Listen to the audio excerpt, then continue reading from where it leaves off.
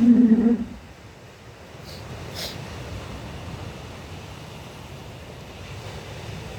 twilight of passionate love. It is the dogma of the incarnation that radically distinguishes Orthodox mysticism from heretical.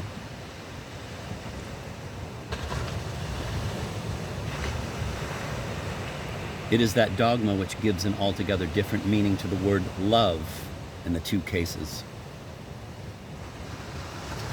The Catharist heretics set up darkness against light, as is done in the Gospel according to St. John.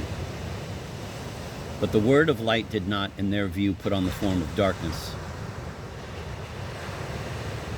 It was not made flesh. They did not want the perfect light to communicate itself to us through life.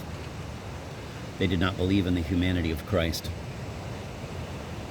They wanted to go straight to love by means of love, and from darkness into light without transition. Thus were they bound to founder as Icarus foundered.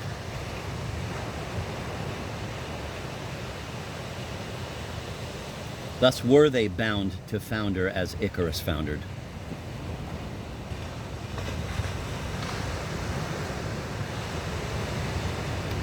He who would go to God without passing through Christ is going to the devil, said Luther energetically. They felt that darkness is a mystery of the light, the final secret of which light alone knows. Karl Jaspers has magnificently expressed the final assumption of darkness by the light in his Philosophie. But they did not know that darkness is the anger of God, called forth by our rebellion, and not the work of an obscure demiurge. Such at least is the biblical doctrine. Refusing to be taught by the light in this life and by means of matter, misunderstanding an agape that sanctifies creatures, and so ignorant of the true nature of what they held to be sin, they ran the risk of being irremediably lost in sin, precisely when they thought they were escaping from it.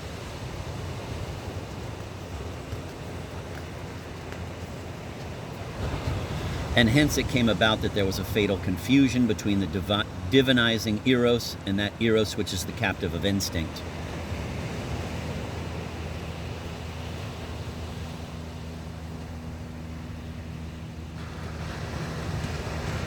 Hence it came about that the enthusiastic passion, the joie d'amour of the troubadours, was fated to issue in unhappy human passion. This impossible love left in men's hearts an unforgettable cautery, a truly devouring ardor, a thirst which death alone could quench. They suffered the torture of love and set themselves to loving it for its own sake. The passion of the perfect called for a divinizing death. The thirst which it put into men's hearts when they were without faith but had been overwhelmed by the fiery poetry drove them to seek in death no more than the supreme thrill.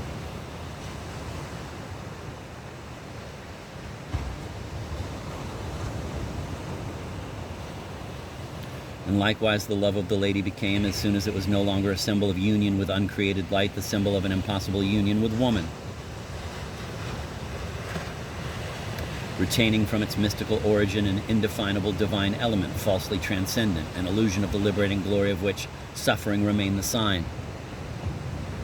Thus occurred a tragic reversal, to surpass oneself to the extent of union with the transcendent.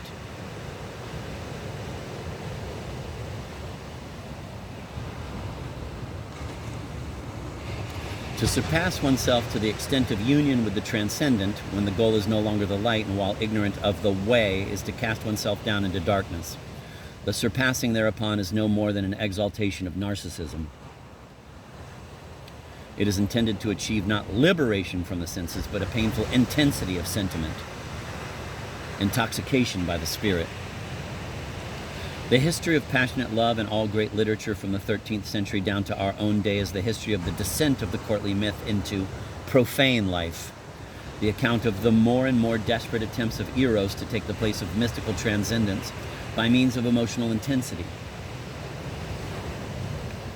But magniloquent or plaintive, the tropes of its passion discourse and the hues of its rhetoric can never attain to more than the glow of a resurgent twilight and the promise of a phantom bliss.